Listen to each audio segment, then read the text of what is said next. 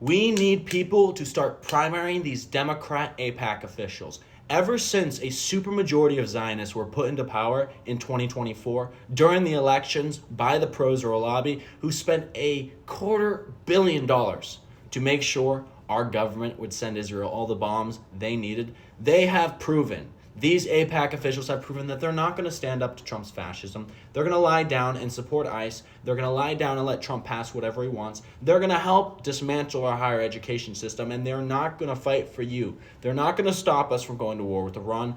We need to get rid of these people. The first two on my list are Senator John Fetterman of Pennsylvania, who received a silver pager from none other than the war criminal Benjamin Netanyahu, the Prime Minister of Israel himself. John Fetterman's staff quit, citing that he spent all his time on Israel. He is an Israeli-first politician, not an American representative. He does not represent you. He does not care about you. He sells out your rights for AIPAC money. The next AIPAC official on my list is none other than Richie Torres, who represents the Bronx, which is the poorest House district in the entire nation. And yet, Richie Torres, who ran on combating poverty and the cost of living, has talked about Israel 3,320% more than he's talked about poverty since October 2023. Richie Torres is the perfect example of how Zionism's influence over our government is hurting the American people. It has given us representatives who abandon us to ever worsening conditions while all they do is serve